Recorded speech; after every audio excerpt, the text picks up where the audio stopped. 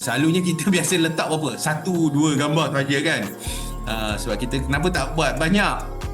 Patutnya kalau kita belajar dulu dalam kelas-kelas e-commerce, dia cikgu-cikgunya bercakap, okey, kalau boleh maksimalkan penggunaan gambar tu.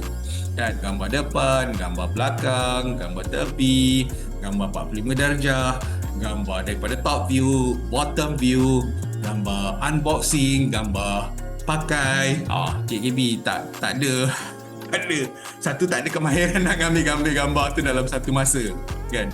Dulu-dululah zaman-zaman saya rasa kita roll back balik 3 tahun lepas, antara pengajaran macam itulah kena buat sendiri kan. Kita edit dalam Canva semualah. Tapi sekarang ni mutakhir ni, gambar tak perlu pening sekarang ni. Kita boleh hanya menggunakan satu gambar sahaja yang kita ambil daripada smartphone ke apa ke, kita enhancekan dia, lepas tu kita beranakkan dia jadi macam-macam. Ini antara powerful lah benda yang kita boleh lakukan sekarang.